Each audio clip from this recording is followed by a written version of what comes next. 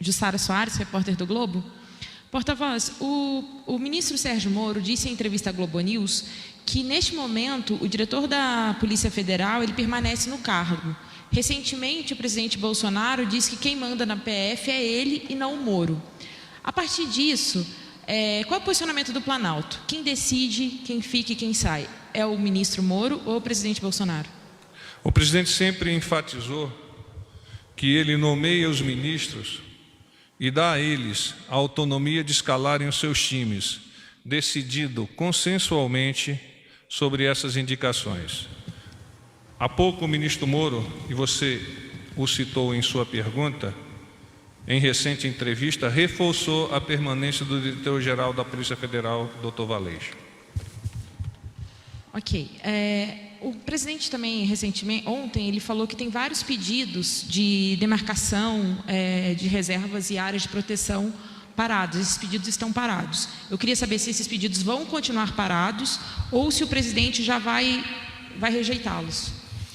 O presidente mantém a sua posição de não autorizar a demarcação de novas reservas indígenas e áreas de proteção. Assim ele vocalizou ontem e em outros tempos, de forma pretérita, também já o fez.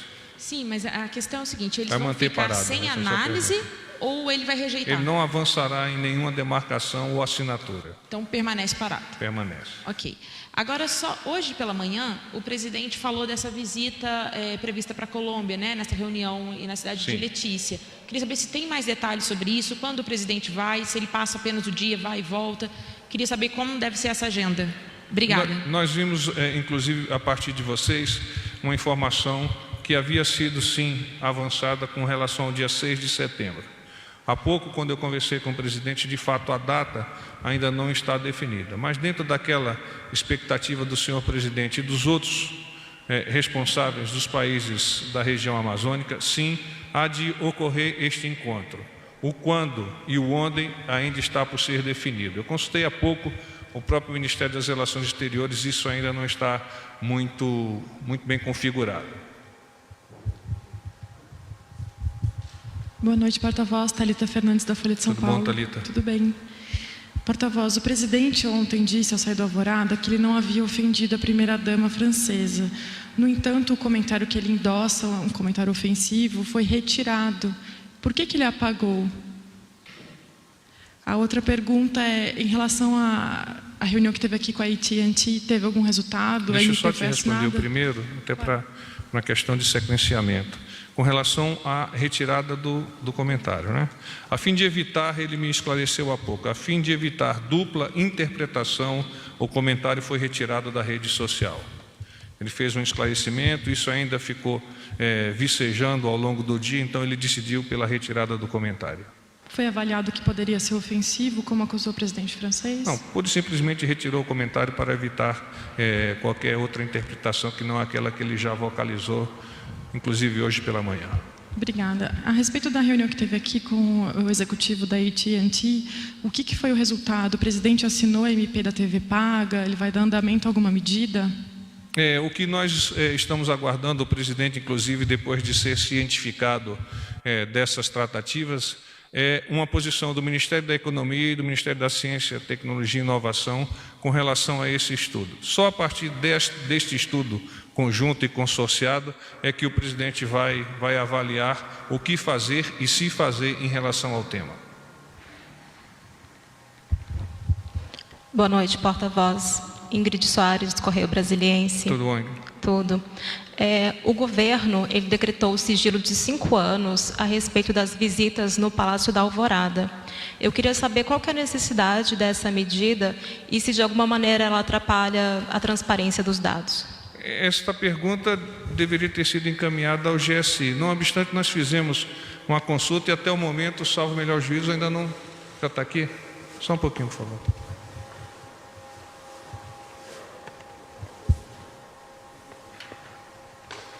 Bom, aqui na minha folha está 16 a fonte.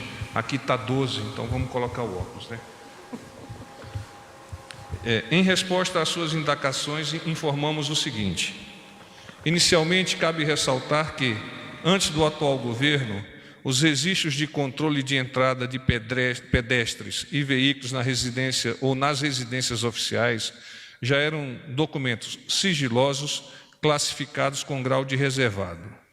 Tal classificação está de acordo com o parágrafo 2º do artigo 24 da Lei 12.527/2011, que estabelece, 2 pontos.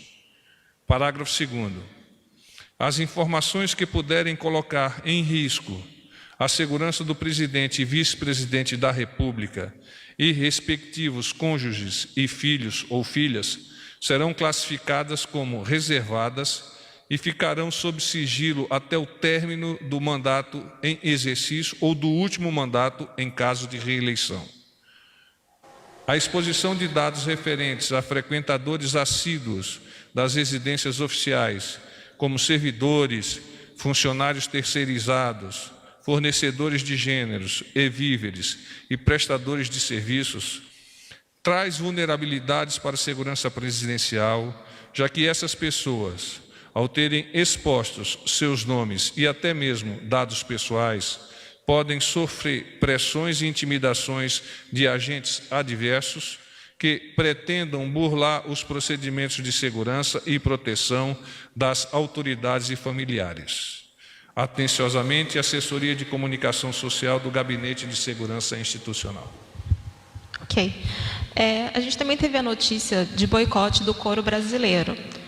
Essa notícia foi dada ontem pelo presidente da CICB e hoje o Bolsonaro disse que isso não existe, que as negociações estão ocorrendo normalmente. Eu queria saber se teve ou não um boicote ou, de algum modo, ele foi revertido, enfim. Essa resposta foi, inclusive, postada pelo senhor presidente há pouco no seu Twitter. Então, são aquelas posições que o presidente apresentou nessa mídia social. Não houve boicote, como você pergunta, então a resposta é não houve boicote. Boa noite, porta-voz. Pedro Vilela, da Agência Brasil.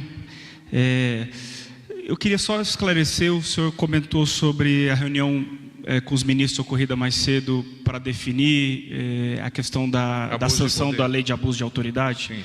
Quer dizer, então está descartado um veto integral e o presidente analisa alguns possíveis vetos e tende a vetá-los. É isso que eu queria esclarecer. Bom, o que o presidente me comentou há pouco, sim, ocorrerão vetos.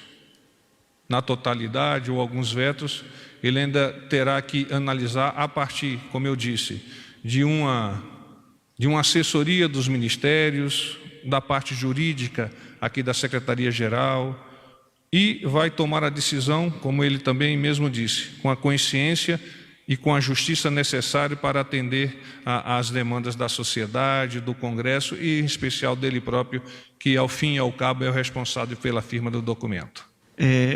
O senhor comentou também de uma audiência que ele manteve com o advogado-geral da União para tratar de processos do presidente no âmbito do Supremo. Quais processos o senhor poderia... Não tenho como adiantá-los, mas nós sabemos que existem esses processos e a autoridade que tem por norma defender o senhor presidente é a Advocacia Geral da União. Existem esses processos, não é exclusividade do senhor presidente Jair Bolsonaro, é normal, não diria que é normal, mas acontece com vários dos chefes de poder executivo.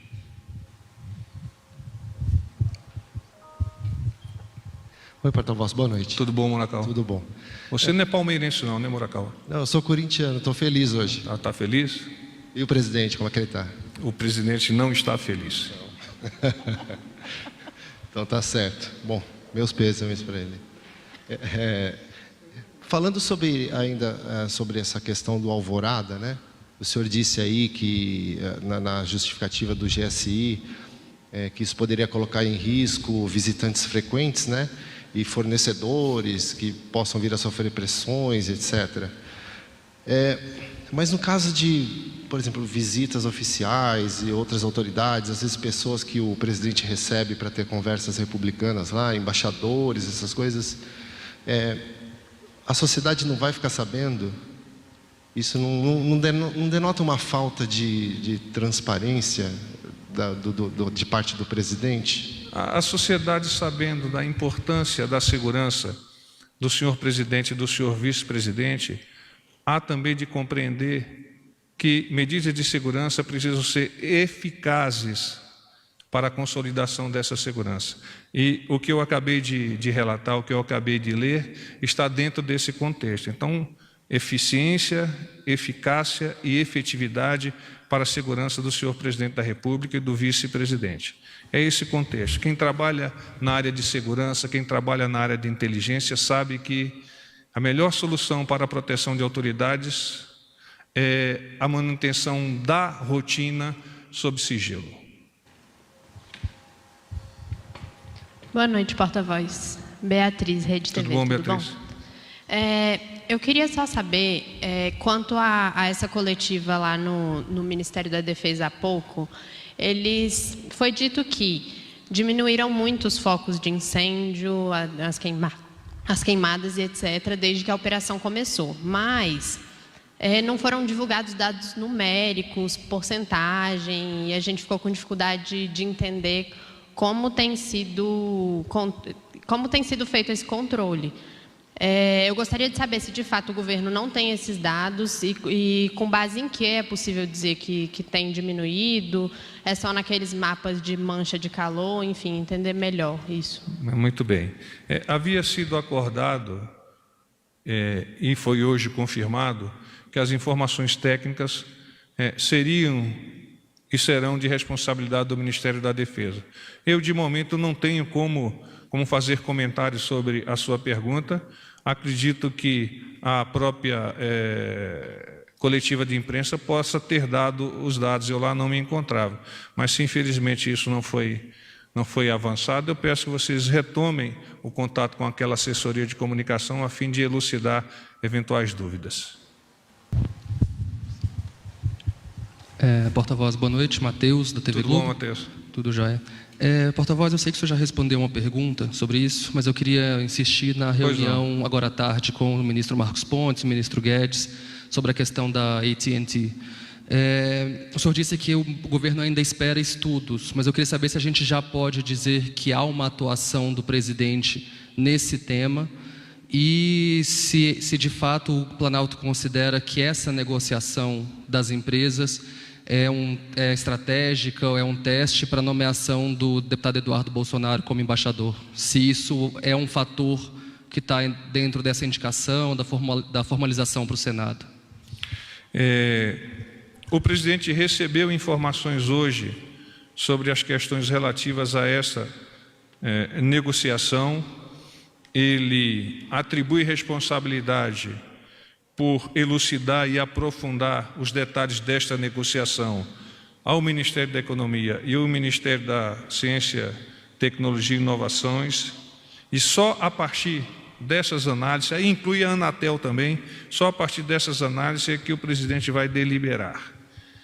Sim, trata-se de assuntos estratégicos para o país, mas mais do que estratégicos nesse caso, trata-se de assuntos que podem colaborar com a própria sociedade no sentido de colher informações por meio dos meios de entretenimento.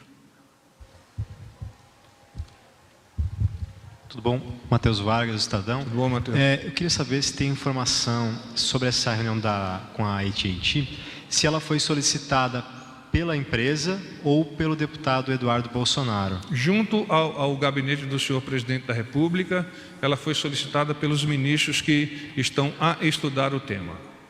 Entendi. A outra dúvida ontem o senhor comentou que o ministro Onyx, mais que Economia, farão uma reunião hoje sobre o orçamento do Ministério da Justiça e Segurança Pública. Houve alguma deliberação sobre talvez aumentar ou não? Eu não tenho estudado, eu de fato fiz o comentário, mas posso consultar a Casa Civil e verificar o andamento deste encontro. Sei que ficou previsto, inclusive por parte do ministro Onyx, apresentar as deliberações em relação à reunião com os senhores governadores ocorrido ontem. Temos que ainda evoluir para verificar se de fato isso há de ocorrer e, em ocorrendo, quais são os assuntos que nós podemos iluminar para vocês. Ok. Porta-voz, ontem o senhor ficou de dar um retorno a respeito da visita do senhor William Popp. Está dando reverberação, né? Está melhor agora? Agora sim. ontem o senhor ficou de apurar mais informações sobre a visita do William Popp ao presidente. Eu fiquei devendo para ela. A gente verifica agora, tá? Eu realmente... Obrigada. Eu dei uma desligada. Uma outra dúvida em relação ao 7 de setembro, já tem uma programação sobre a agenda? 7 de setembro ainda não está definido, Thalita. Nós fizemos a pergunta, ainda não está definido. Há um interesse da Presidência da República no sentido de transformar essa semana não apenas num dia que simbolicamente seria de desfile cívico-militar, mas numa semana onde a sociedade possa compartilhar junto com o governo, junto com suas forças armadas, do momento tão especial que é a libertação do nosso país. Então, existe por parte da SECOM projetos, o Fábio Weingarten vem estabelecendo contatos com várias empresas, a fim, inclusive, que nós tenhamos, sob o ponto de vista comercial, um alavancamento econômico do país e que a sociedade possa, a partir desse alavancamento, colher benefícios dessa semana.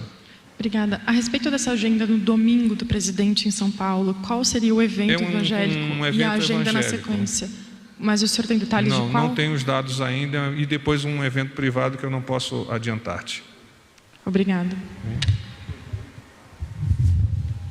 Porta-voz, boa noite. Romualdo, da Rádio Jornal do Comércio de Pernambuco. Tudo bom, Romualdo? Bem. Porta-voz, o Gerry Adriani, o então diretor do Denatran, pediu demissão dizendo que deixava o órgão justamente porque as campanhas de trânsito no Brasil, que vinham dando certo, agora correm o risco de sofrer um certo baque, justamente por causa das decisões do governo federal, e aí com o incentivo do presidente Jair Bolsonaro, de desligar pardais ou de fazer críticas àqueles equipamentos de fiscalização. A última pesquisa da Confederação Nacional do Transporte aponta que a maioria dos brasileiros, dos entrevistados, não concorda com essa ideia de retirar pardal ou diminuir a fiscalização. A minha pergunta, o governo federal vai insistir nessa política de desligar pardal ou de reduzir a fiscalização nas estradas? O senhor presidente Jair Bolsonaro manter-se-á fiel ao seu projeto eleitoral que o elegeu. E dentre alguns dos temas que lá ele colocou claramente à sociedade, e que é a pesquisa que efetivamente vale, estava este de diminuir o número de ferramentas que fazem esse controle, porque ele entende que a sociedade é capaz de avaliar os perigos que eventualmente venham a ocorrer, se ultrapassar determinados limites, etc, etc. Com relação a esse senhor que pediu demissão, eu desconheço exatamente quais são as condições dessa demissão, nós não faremos nenhum comentário. Paz e bem.